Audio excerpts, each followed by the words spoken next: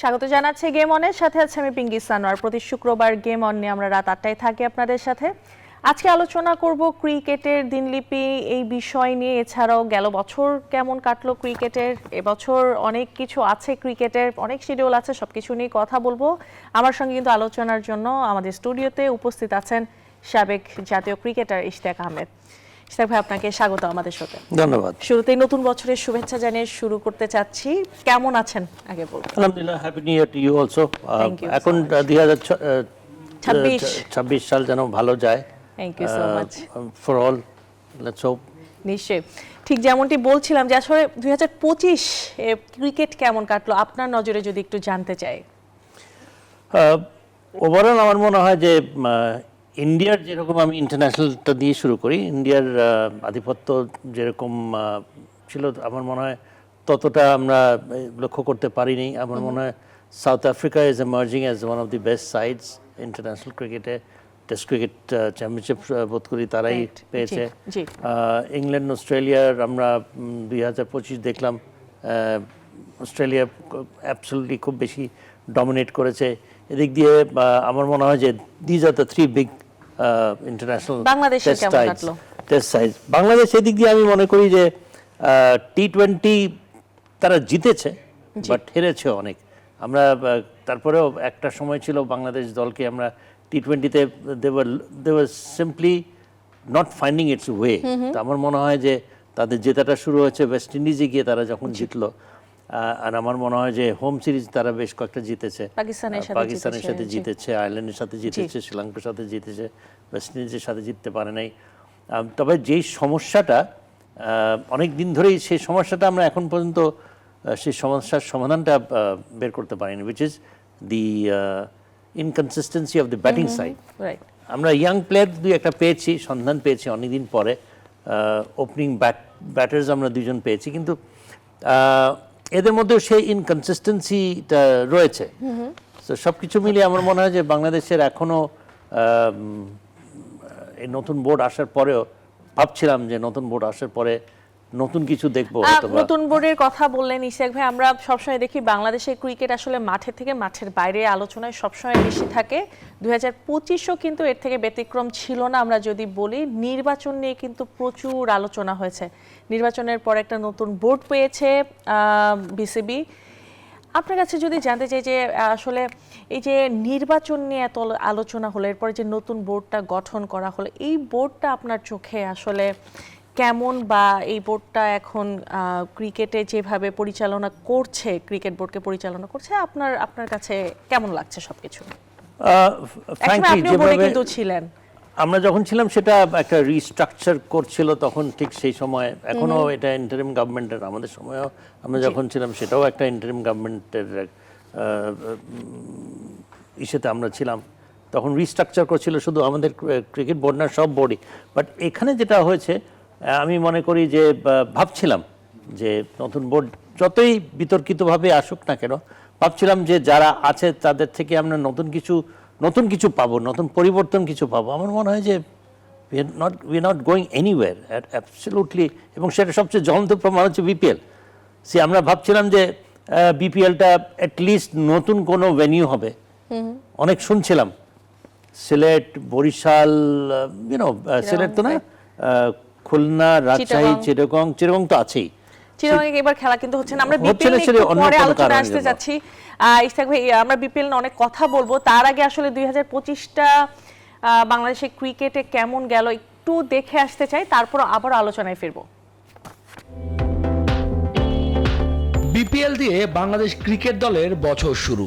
দুরন্ত রাজশাহীর পেমেন্ট বকেয়া, টিকিট না পেয়ে বুথে ভাঙচুর, এমনকি ফিক্সিং কাণ্ড নিয়েও প্রশ্ন ওঠে। সে আসলে শিরোপা ঘরে তোলে ফরচুন বরিশাল। খুলনার ক্যাপ্টেন মেহেদী হাসান মিরাজ টুর্নামেন্ট সেরার পুরস্কার জিতে নেন। বিপিএল শেষে চ্যাম্পিয়ন্স ট্রফির বিমান ধরে টাইগাররা।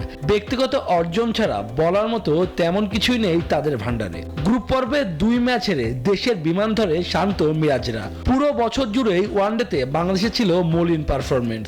মোট 11 ম্যাচে জয় মাত্র 3টি। শ্রীলঙ্কা, আফগানিস্তান ও ওয়েস্ট ইন্ডিজের সাথে দ্বিপাক্ষিক সিরিজ খেলে মিরাজরা, কেবল জয় পায় ক্যারিবীয়দের বিপক্ষে। ওয়ানডের তুলনায় টেস্ট ফরম্যাটে এবছর বাংলাদেশের ভালোই কেটেছে। 6 টেস্টে তারা জয় পেয়েছে 4টিতে, হেরেছে কেবল জিম্বাবুয়ে ও শ্রীলঙ্কার বিপক্ষে ম্যাচ। চলতি বছর সবচেয়ে বেশি ম্যাচ টাইগাররা খেলেছে টি-20-তে, 30 ম্যাচে তাদের জয় 15টিতে। পাকিস্তান শ্রীলঙ্কার মতো দলের বিপক্ষে ক্রিকেটের সংক্ষিপ্ত ফরম্যাটে সিরিজ জয় ভালো কিছুরই ইঙ্গিত দেয়। চলতি বছর এশিয়া কাপে বাংলাদেশ সুপার 4 নিশ্চিত করে। এবছরই আন্তর্জাতিক ক্রিকেট থেকে অবসর নেয় মাহমুদুল্লাহ রিয়াদ, তামিম ইকবাল, আর Mushfiqur Rahim one day ফরম্যাটকে good bye জানায়। এদিকে চলতি বছর জুড়েই আলোচনা ছিল বিসিবির নির্বাচন। ফারুক আহমেদের কাছ থেকে বিসিবির সভাপতির দায়িত্ব পাওয়া আমিনুল ইসলাম বুলবুলের অধীনে অনুষ্ঠিত হয় বিসিবির নির্বাচন। আগামী 5 বছরের জন্য নতুন করে সভাপতি নির্বাচিত হন বুলবুল। শুভদেবনাথ, নিউজ 24।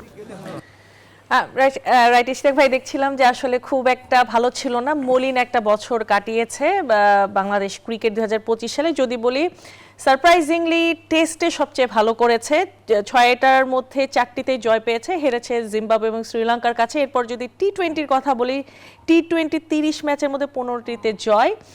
পাকিস্তান শ্রীলঙ্কার মতো আসলে দলকে তারা হারিয়েছে। এছাড়া আমরা যদি বলি সবচেয়ে প্রিয় ফরম্যাট বাংলাদেশের ওডিআই, এটাতে কিন্তু সবচেয়ে খারাপ করেছে। 11 ম্যাচের মধ্যে মাত্র 3টিতে জয় ছিল বাংলাদেশের। এখন আপনার কাছে যদি আমি জানতে চাই যে আসলে 2025টা বাংলাদেশ ক্রিকেটে মাঠের ক্রিকেটটা কেমন কেটেছে, কি বলবেন? আমার মনে হয় হতাশ হওয়ার মতোই। যেটা টেস্ট ক্রিকেট জিতেছে, আমরা ভালো খেলেছি। পাকিস্তানে গিয়ে আমরা দুইটা ম্যাচ সিরিজ জিতেছি, which I think is probably one of the best 2024-25। সেটা আমার মনে হয় উল্লেখযোগ্য, সেটাই ছিল। তারপরে আমার মনে হয় যে একটা আমরা দেশের মাটিতে জিতেছি, ওয়েস্ট ইন্ডিজের এগেইনস্টে আমরা একটা টেস্ট ম্যাচ জিতেছি। সো ওই দিক দিয়ে আমার মনে হয় যে টেস্টে ভালো করেছে, যেটা আমরা সব সময় বলতাম। দেশের বাইরেও সেটা সবচেয়ে আরো ইন্টারেস্টিং হচ্ছে, আরো এনকারেজিং হচ্ছে that we have won these test matches outside of the country, যেটা আমরা আমাদের রেকর্ডে তা নাই। বাট ওভারঅল যদি আমরা দেখি, বোর্ড যদি স্টেডি থাকে, স্টেবল থাকে, আমরা বেশ কিছুদিন ধরে দেখছি। এখন একটা ঠিক আছে, একটা বোর্ড হয়েছে, সময় দিতে হবে। বাট যে ধরনের অঙ্গীকার, যে ধরনের একটা প্রত্যাশা ছিল আমাদের, আমার মনে হয় যে we have not seen anything at all। Ishtiaq ভাই, আপনি কি মনে করছেন যে আসলে ক্রিকেট বোর্ডের অস্থিরতা ক্রিকেটের মাঠের খেলাকে ইম্প্যাক্টেড করেছে কোনোভাবে? খেলা আমরা বলতে তো হবে যে কিছুটা হলেও একটা এফেক্ট হয়, এবং আমরা খেলাতেও দেখতে পাচ্ছি যে on the field performances it has not improved. I mean, there has to be some improvement either in the affairs of the board or in the cricket field. এবং এটা ওতপ্রোতভাবে জড়িত, যতই আমরা বলি না কেন। আমার মনে হয় যতদিন পর্যন্ত উল্লেখযোগ্য কোনো কিছু যদি বোর্ড থেকে আমরা যদি না দেখি যে হচ্ছে, আগে যেটা বললাম যে বিপিএলে আমরা ভাবছিলাম যে something interesting, something fantastic or something different we will see. আমি অন্তত এক্সপেক্ট করেছিলাম নতুন কয়েকটা ভেন্যু দেখব। আমি এই একটা আশা আমি অনেক দিন ধরে করে আসছি। আমরা কেবলমাত্র ওই 2-3টা ভেন্যুর মধ্যেই সীমিত। ইশতিয়াক ভাই, আপনি যেহেতু বিপিএল টানছেন, বিপিএল এর কথাই আসি। এবারের বিপিএল বলা হয়েছিল যে যতগুলো বিগত বিপিএল গেছে সব বিতর্ক ছাপিয়ে এবার একটা পারফেক্ট, একটা সুন্দর বিপিএল উপহার দিবে ক্রিকেট বোর্ড। এবং নতুন বোর্ড আসার পরে কিন্তু তাদের অঙ্গীকার এটাই ছিল যে কোনো বিতর্ক থাকবে না এবারের বিপিএলে। কিন্তু বিপিএলটা শুরুই হয়েছে কিন্তু বিতর্কের মাধ্যমে। আমরা যদি দেখি যে চট্টগ্রাম দেখেছি যে তারা ঠিক বিপিএলের আগের দিন তারা চিঠি দিয়ে বলেছে তারা এই টাকা বা এই পেমেন্টগুলো তারা করতে পারবে না, সেই দায়িত্ব নিতে হয়েছে শেষ পর্যন্ত বিসিবিকে। এই যে বিতর্ক এবং এই যে ক্রিকেট বোর্ড এতটা সময় দিল বিপিএলকে নিয়ে, এবং তারা বারবার বলছে যে আমরা বিপিএলকে এবার বিতর্ক ছাড়া এবং পেমেন্ট ইস্যু যত ছিল গত বছরের, এবার সেরকম কিছু দেখা যাবে না। শুরুই তো হলো এই বিতর্ক নিয়ে।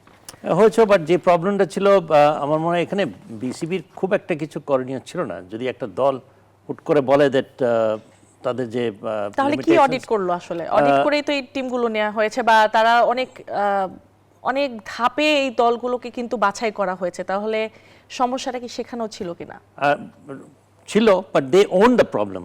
এমন না যেটা আমরা তার আগের বছর যেটা দেখেছি রাজশাহী যেসব ঘটনা ঘটিয়েছে, সেখানে কিন্তু বিসিবির they should have own the problems. অন্তত বিদেশি প্লেয়ারদের পেমেন্ট করার ক্ষেত্রে সেই দায়িত্ব তাদের নেওয়া উচিত ছিল।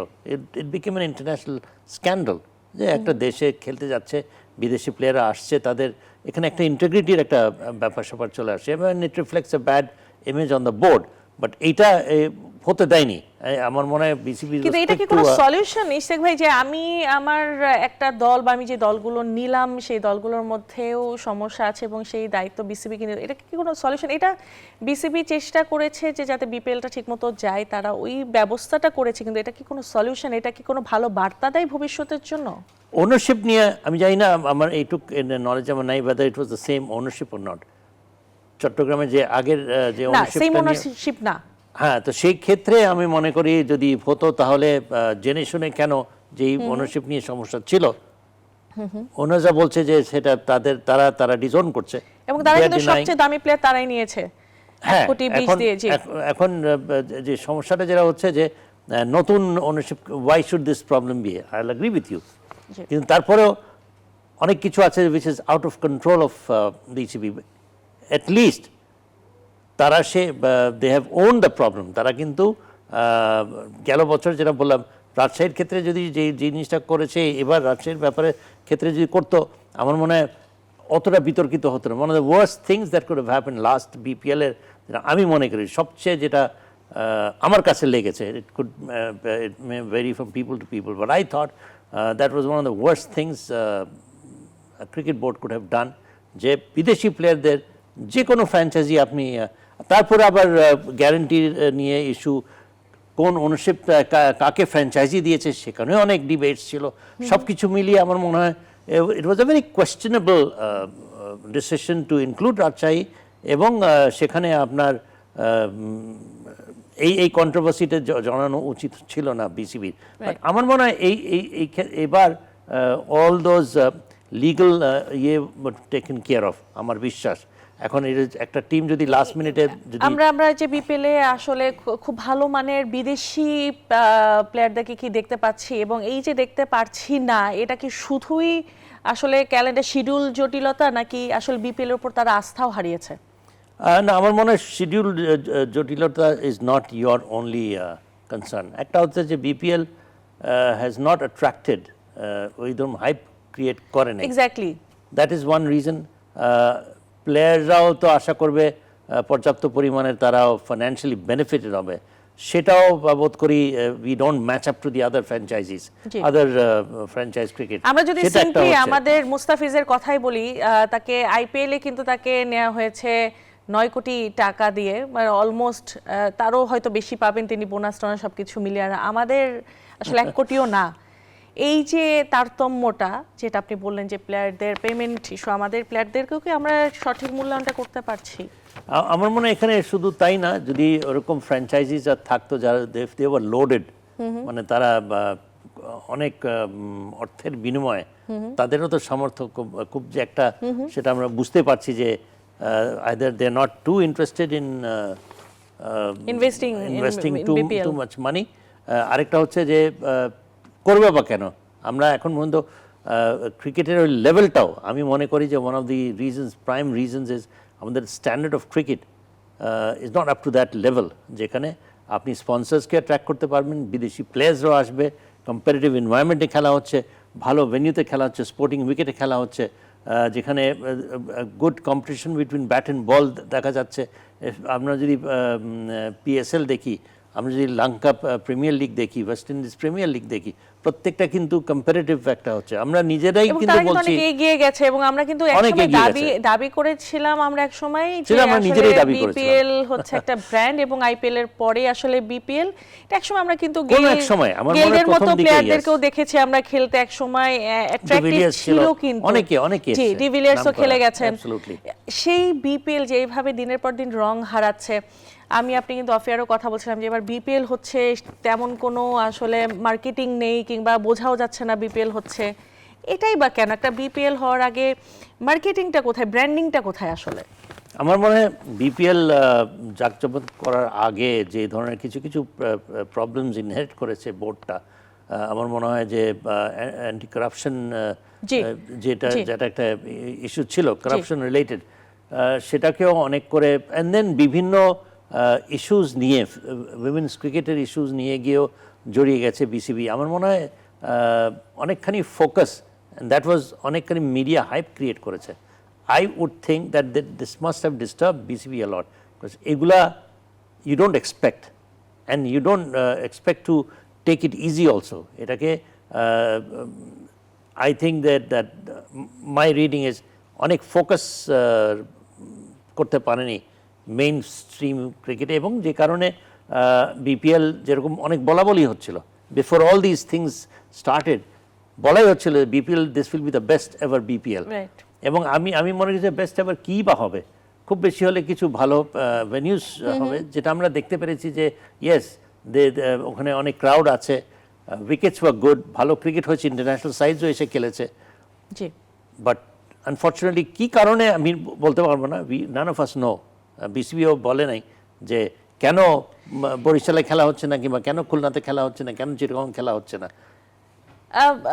ইশতাক ভাই, এটা কি আসলে বর্তমান দেশে যে রাজনৈতিক অস্থিরতা চলছে এটাও একটা কারণ কি হতে পারে, যে আসলে খুব ঢামাডোল বাজিয়ে বিপিএল করার যে ব্যাপারটা, কিংবা সেই সুযোগটাও বিসিবি পায়নি দেশের সার্বিক পরিস্থিতি চিন্তা করে?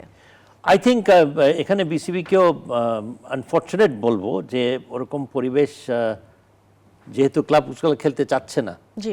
ডোমেস্টিক ক্রিকেট যদি which is your main cricket, ওইখানেও কিন্তু সমস্যা আছে। জি। absolutely big time, and I don't think that no board could have functioned properly if your main domestic cricket আমি যদি অর্গানাইজ যদি না করতে পারি, ক্লাবসগুলো যদি প্রোটেস্ট করে, ক্লাব ক্রিকেটের জন্যই কিন্তু আজকে এখানে এসছে। I am not saying that club ক্রিকেটটাই এখন সবচেয়ে ইম্পর্টেন্ট হওয়া উচিত, তাও আমি মনে করি না, বাট যেই তাও তো আসলে নির্বাচনের উপরে প্রশ্নটা সেটা একটা তুলেছে, এবং নির্বাচনের সেটাই কারণেই জি। যে নির্বাচনটা কন্ট্রোভার্সিয়াল ভাবে হয়েছে, অনেকে মনে করছে হয়তোবা হয়েছে, কেন কন্ট্রোভার্সি ছিল। I would not say it was a completely clean cut election, but যখন হয়েছে you go along, business must go on, which they are probably trying to do Convince business G. as usual, but সেটা হচ্ছে না। even if you think that না ঠিক আছে আমরা legitimate একটা board,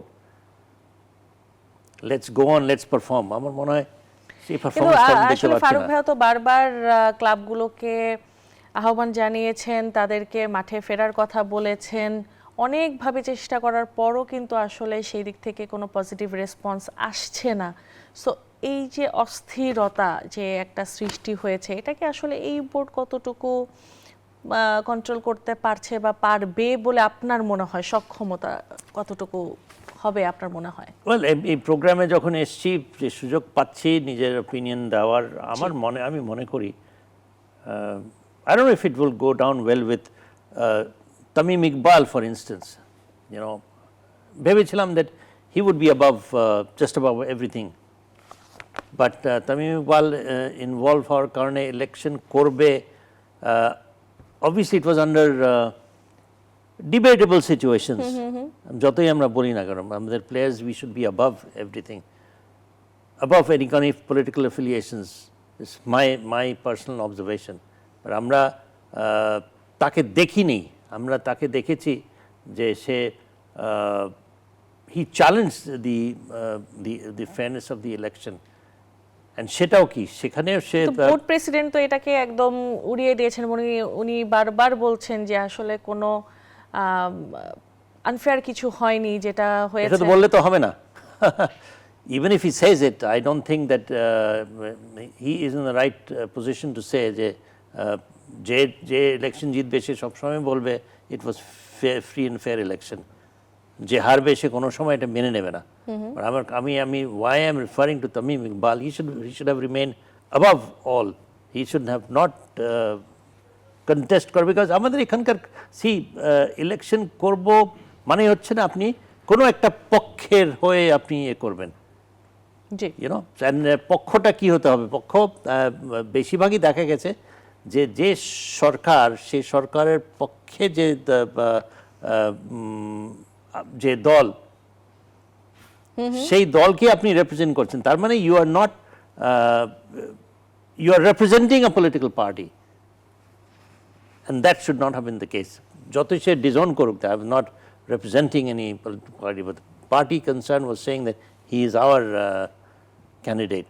এটি আমি মনে করি, যেটা আমার ব্যক্তিগত মতামত।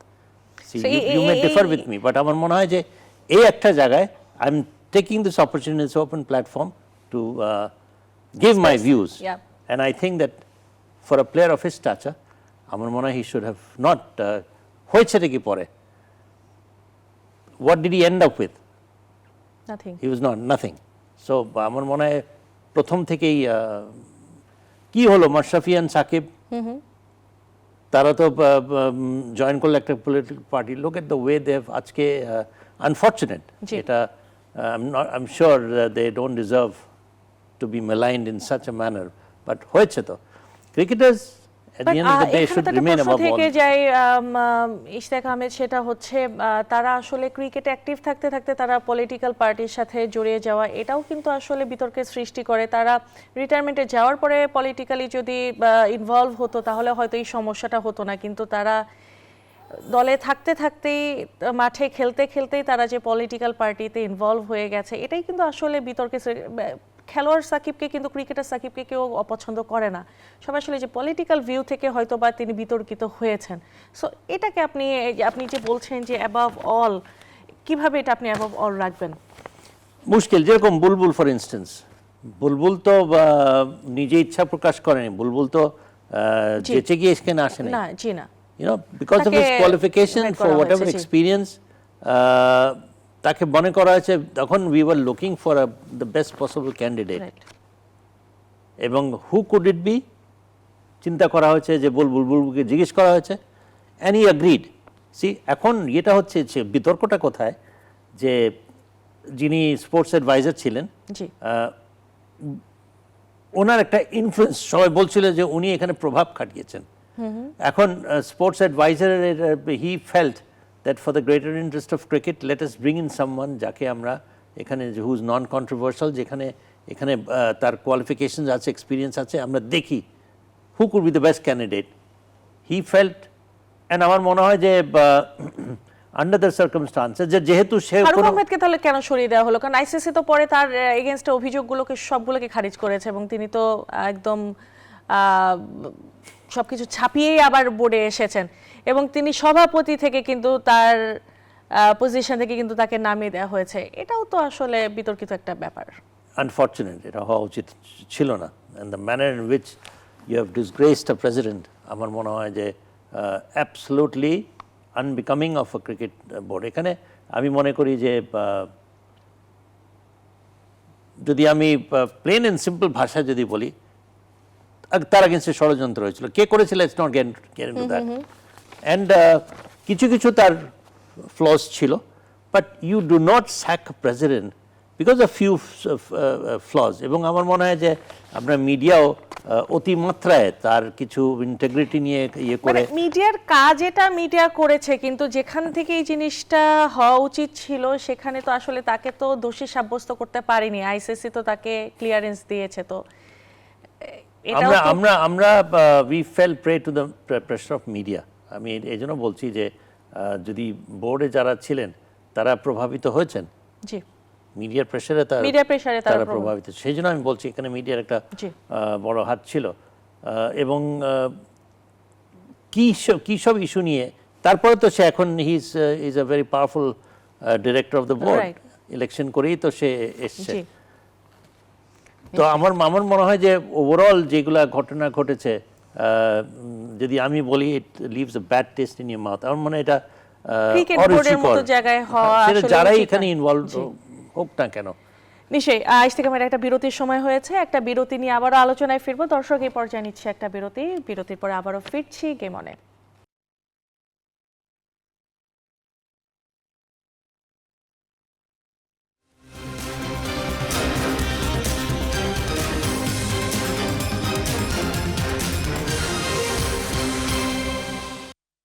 বিরতির পর আবারও স্বাগত জানাচ্ছি গেম অনে। কথা বলছি ইশতিয়াক আহমেদের সাথে ক্রিকেটের নানা বিষয় নিয়ে, আবারও চলে যাচ্ছি আলোচনায়।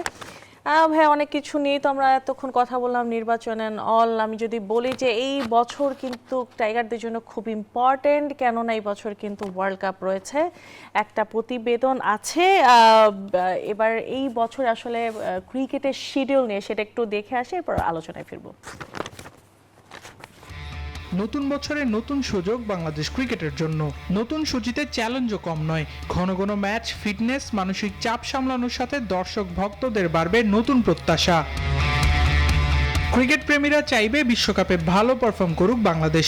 ইডেন গার্ডেন্সে ওয়েস্ট ইন্ডিজের সাথে ম্যাচ দিয়ে লিটন দাসের দলের বিশ্বকাপ অভিযান শুরু। টি-20তে অন্যতম সফল দল ওয়েস্ট ইন্ডিজের বিপক্ষে প্রথম ম্যাচে কিছুটা চাপে থাকলেও জয় দিয়ে শুরু করতে চাইবে লাল সবুজের দল। বিশ্বকাপের দ্বিতীয় রাউন্ডে টিকে থাকতে হলে খেলতে হবে ক্রিকেটের পরাশক্তি ইংল্যান্ড, ইতালি ও নেপালের সাথে। বিশ্বকাপের রেশ কাটতে না কাটতেই নিজেদের মাটিতে পাকিস্তানের বিপক্ষে খেলতে হবে পূর্ণাঙ্গ সিরিজ, যেখানে 2 টেস্ট, 3 ওয়ানডে ও 3 টি-20 খেলবে টাইগাররা। এরপর আরও 2 হোম সিরিজ খেলবে বাংলাদেশ। নিউজিল্যান্ডের পর আরেক পরাশক্তি অস্ট্রেলিয়ার সাথে লড়বে লাল সবুজের দল। জিম্বাবুয়ের সাথে 2026-এ অ্যাওয়ে সিরিজ শুরু করবে টাইগাররা। 2টি টেস্ট ও 5টি ওয়ানডে খেলবে আফ্রিকা মহাদেশের দলটির বিপক্ষে। এরপর ওয়েস্ট ইন্ডিজের সাথে টেস্ট সিরিজ খেলবে বাংলাদেশ। আর দক্ষিণ আফ্রিকার সাথে নভেম্বরে শুরু হওয়া 2 টেস্ট ও 3 ওয়ানডে সিরিজ দিয়ে ব্যস্ত সূচি শেষ করবে টাইগাররা। 2026 সালে 24টি ওয়ানডে ম্যাচ বাংলাদেশের সামনে 2027-এর বিশ্বকাপ প্রস্তুতির ভালো সুযোগ। আবরার আল দাইয়ান, নিউজ 24। ইশতিয়াক ভাই, খুব ব্যস্ত একটা বছর যাবে আসলে টাইগারদের, তবে সামনে রয়েছে ওয়ার্ল্ড কাপ চ্যালেঞ্জ এবং বিগত ওয়ার্ল্ড কাপে বাংলাদেশ ভালো করতে পারেনি, এবার কিন্তু অনেক আশা রয়েছে এবং ওয়ার্ল্ড কাপের আগে কিন্তু শেষ প্রস্তুতি বিপিএল। কি মনে হচ্ছে এইবার গ্রুপ পর্ব উতরাতে পারবে কিনা, কেননা ইংল্যান্ড, ওয়েস্ট ইন্ডিজের মতো টিম আছে? আমি অ্যাকচুয়ালি ওয়ার্ল্ড কাপে কি করবে কিংবা ওয়ার্ল্ড কাপ থেকে অনেক কিছু আশা করার উচিত হবে কিংবা আশা করার মতো কিছু রয়েছে, আমি তা মনে করি আশাই করতে চাচ্ছেন না, রাখতে চাচ্ছেন না। আশা বলতে আই উড ওয়ান্ট, যেটা আমি সবসময় চাই, যে অ্যাটলিস্ট একটা রেসপেক্টেবল পারফরমেন্স করবো। বিকজ আমরা যতই বলি না কেন যে আমরা সেমিফাইনাল খেলবো, ফাইনাল খেলবো, you know that's not happening. আমি এই জন্য কিন্তু শুরু করলাম যে আসলে গ্রুপ পর্ব উতরাতে পারবে কিনা। এখন বাংলাদেশের মধ্যে যে সামর্থ্যটা নাই, এটা আমি কোনো সময় বলবো না। জি, বাংলাদেশ কিন্তু সব দলকে হারিয়েছে। You know, on given days Bangladesh has beaten all the sides. It's just that আমাদের সেই কনসিস্টেন্সিটা নাই। কনসিস্টেন্সিটা নাই কেন, আমাদেরকে আগে এইটা উদ্ঘাটন করতে হবে যে why is it that our team is always failing in crunch games. কিংবা এই আমরা কোন ব্যাটসম্যানকে দেখেছি যে 3-4 বছর, accepting maybe Mehedi Hasan Miraz, few other players যারা সবসময় আমরা ভালো কনসিস্টেন্ট দেখেছি? হার্ডলি। জি, আমরা এটা করতে গেলে what is it that we need, সেটাই আমার মনে হয় বোর্ডকে সেটা নিয়ে চিন্তা করা উচিত। যেটা আমরা ইদানিং কালে দেখছি যে আন্ডার-19 দল কিংবা বাংলাদেশে দলকে বিদেশে পাঠাচ্ছে বাংলাদেশ আন্ডার-19। আপনি এটা সবসময় বলেছেন যে আমি বেশি সবসময় বেশি বলেই যাব। আমি you are right, absolutely right, আপনি থ্যাংক ইউ ফর আমার সেইং সাথেও দ্যাট। কিন্তু অনেকবার বলেছেন যে বেশি বেশি বাইরে খেলাতে হবে, পরিবেশের সাথে বা সেই উইকেটগুলো কেমন তাদেরকে চেনাতে হবে, চ্যালেঞ্জ ফেস করতে হবে বেশি বেশি। Absolutely, absolutely. এবং সেটা আমরা দেখছি। আমি কেন বললাম যে বিকজ আমি ফলো করছি এই যে সব দল আন্ডার-19 অস্ট্রেলিয়াতে খেলেছে, সাউথ আফ্রিকাতে খেলেছে, ইংল্যান্ডে খেলেছে, অস্ট্রেলিয়াতে খেলে নেই, সাউথ আফ্রিকাতে খেলেছে, তারা প্রত্যেকটা অন্তত ওয়ানডে সিরিজগুলো। তবে এশিয়া কাপে কিন্তু এবার আসলে আনফরচুনেট তারা ব্যর্থ হয়েছে। বাট এত ভালো খেলে গিয়ে ভালো খেলে সেটাই হচ্ছে যে it's not about winning and losing, it's about being consistent. তারা প্রত্যেকটা দেশে গিয়ে তারা ভালো খেলেছে, জিতেছে প্রত্যেকটা series. South Africa, Zimbabwe, talk about England, you talk about all the countries, Sri Lanka, সবখানে তারা, এবং জওয়াদ আবরার আউটস্ট্যান্ডিং একটা প্লেয়ার। আমরা Azizul Hakim Tamim is a good captain, good player. আমরা এই রিপন মন্ডল যে ছেলেটাকে আমরা গতকালকে সেন্সেশন করতে দেখেছি, সেও কিন্তু এমার্জিং নেশনসে ভালো খেলেছে। মেহরব হোসেন একটা প্লেয়ার। আমি অনেক প্লেয়ারদের কথা এই জন্য বলছি because I have seen this Rakibul Hasan, left arm spinner, allrounder. There are a few other names, you know. So এই প্লেয়ারদের সম্বন্ধে আমরা খুব বেশি কিন্তু জানি না, বাট তারা কিন্তু আউটস্ট্যান্ডিং ক্রিকেট খেলছে। আমাদের মধ্যে সে পোটেনশিয়াল আছে। যেটা করা উচিত আমার মনে হয় বিসিবি লঙ্গার ভার্সন খেলানো উচিত। বিদেশে যখন আমরা পাঠাচ্ছি, why not play longer version? Why not play in those conditions against tougher opposition? Then and not necessarily যে তাদেরকে এখানে ইমিডিয়েটলি আপনি খেলিয়ে নেবেন, 4-5 বছর ওখানে খেলুক, কনসিস্টেন্টলি পারফর্ম করুক। Jawad Abrar is performing outstandingly well, Azizul Hakim outstanding well, and then আরও দুই একজন প্লেয়ার আছে, নামটা মনে পড়ছে না, but they are performing consistently. এই জিনিসটা আমার মনে হয় এদের থেকে যদি আমি ভালো পারফরমেন্স পাই, আমার মনে হয় আগামী 10 বছরে গিয়ে দেন উই ক্যান সে যে না আমরা ফাইনাল খেলবো, এবং শুধু খেলবো না, আমরা তখন জেতার মতো অবস্থা থাকবো। এখন এই ভাঙাচোরা টিম এখন এখনো যদি আমরা খুব বেশি প্রত্যাশা করা উচিত না, আমরা তো এখনো স্টেডি না দলটা নিয়ে। পারভেজ ইমন আজকে ভালো খেলছে তো 3টা ম্যাচ ভালো খেলছে না, তানজিদ তামিম 3টা ম্যাচের পরে একটা ভালো খেলছে। তবে দল কিন্তু ঘোষণা হয়তো কালকে আসবে। জাকের আলী অনেক কিন্তু থাকছেন না টিমে, সম্ভবত আমরা যতটুকু জানতে পেরেছি তিনি বাদ পড়ছেন। নুরুল হাসান সোহান হয়তো টিমে থাকছেন। এই যে জাকের আলী অনেককে নিয়ে আসলে অনেক আলোচনা হয়েছে, অনেক কথা হয়েছে, শেষ পর্যন্ত উনি ওয়ার্ল্ড কাপের টিমে হয়তো থাকছেন না, কি বলবেন? আনফর্চুনেট।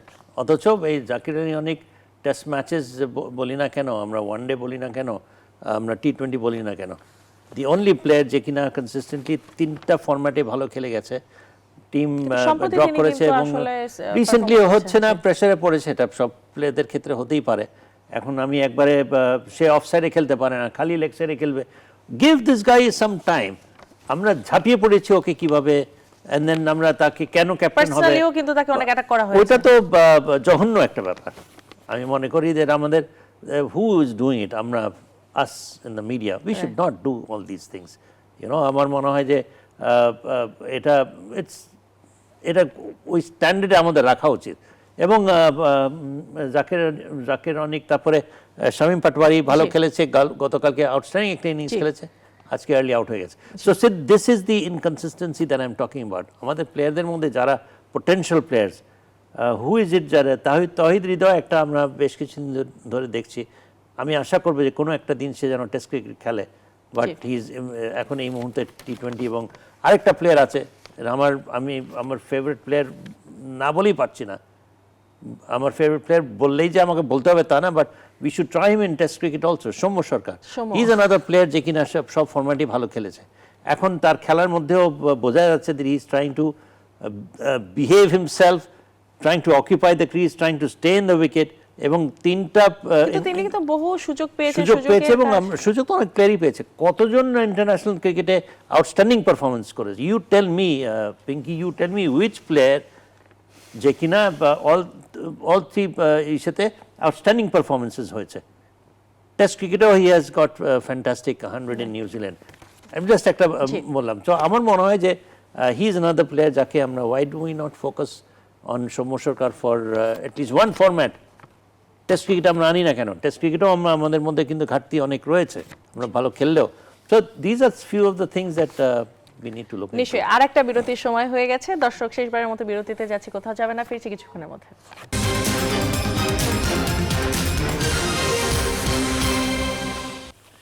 বিরতির পর আবার স্বাগত জানাচ্ছি গেম অনে। কথা বলছি ইশতিয়াক আহমেদের সঙ্গে। ভাই, একদম শেষ ভাগে আছি শোয়ের, আপনার কাছে আসলে জানতে চাবো যে তরুণ ক্রিকেটাররা কতটুকু প্রত্যাশা পূরণ করতে পারছে বলে আপনি মনে করেন, এবং সামনে যেহেতু ওয়ার্ল্ড কাপ আছে, একটু জানতে চাবো যে লিটন দাসের ক্যাপ্টেন্স, এবং লিটন দাসের ক্যাপ্টেন হওয়ার পরে কিন্তু তারা ব্যাক টু ব্যাক 3টা সিরিজও জিতেছে। সব কিছু মিলিয়ে আপনাকে যদি বলা হয় যে সামনে যে চ্যালেঞ্জগুলো আছে বাংলাদেশ কতটুকু মোকাবেলা করতে পারবে বলে আপনি ধারণা করেন? আমি মনে, গুড কোয়েশ্চেন। আমি মনে করি হ্যাঁ, অনেক প্লেয়ার্স আছে, আমাদের রেডারে দেয়ার প্লেন্টি অফ প্লেয়ার্স, বাট তাদেরকে পারফর্ম করতে গেলে তাদেরকে ইন্সপায়ার করতে হবে ক্যাপ্টেনকে। জি। And captain is a world class player, we all know. G. But captain is not performing up to his level. The consistency that we expect from him, সেটা করতে পারছে না। এবং আমরা কি করি? আমরা তো ক্যাপ্টেন দিকে চেয়ে থাকি। Captain will lead from the front. Captain জিতছে টিম, ওকে, টি20 সিরিজ জিতেছে, good for him, but he should be performing. কারণ তাহলে হয় কি, then you are confident to lead the side confidently, then players will look up to you, they will respect you. This is what a captain expects and should demand respect from the players. এবং তখন হবে কি, then there will be a fair competition also, এবং everybody will want to contribute for the team because the captain is contributing. তো এইটা আমার মনে হয় যে ইয়াং প্লেয়ার্সদের